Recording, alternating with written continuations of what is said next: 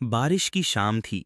दिल्ली की सड़कों पर हल्की हल्की बूंदें गिर रही थीं और हर कोई जल्द से जल्द अपने घर पहुंचना चाहता था।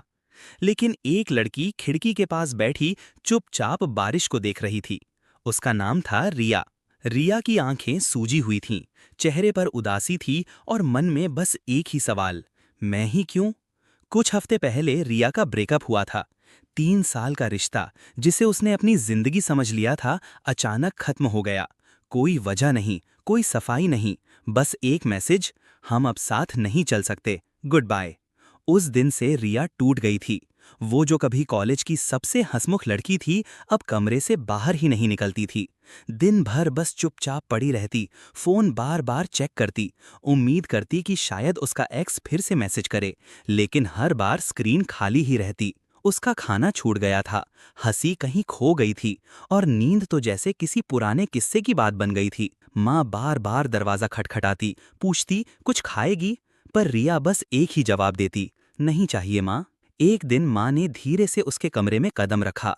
देखा कि रिया फर्श पर बैठी थी, पुराने फोटो देख रही थी, जहां वो और उसका एक्स किसी हिल स्टेशन पर मुस्कुरा रहे थे। माँ पास आकर बैठ गई, बिना कुछ कहे बस रिया के सिर पर हाथ फेरा। रिया की आंखों से आंसू बहने लगे। उसने टूटे हुए स्वर में कहा, माँ, मैं बहुत थक गई हूँ, सब कुछ खत्म हो गया। माँ कुछ देर चुप रही, फिर बड़ी नरमी से बोली, रिया, एक बात बताऊं?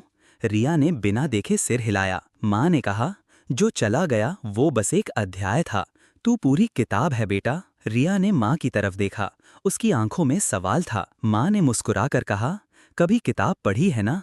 कुछ अध्याय अच्छे लगते हैं, कुछ बोरिंग होते हैं, कुछ दुखी कर देते हैं, पर हम किताब बंद नहीं करते, क्योंकि हमें पता होता है कि अगला चैप्टर कैसा होगा।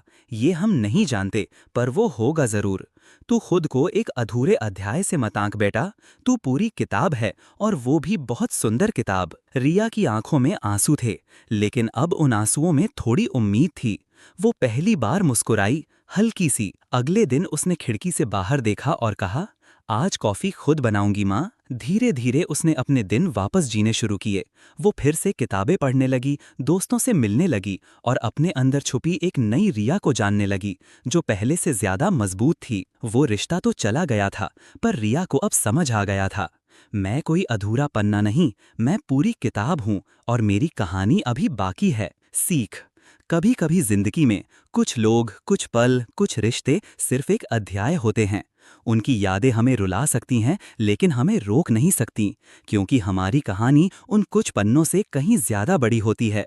अगर आज दिल दुखा है, तो एक बात याद रखना, जो चला गया वो अध्याय था, तू पूरी किताब है, और वो भी बहुत सुंदर किताब।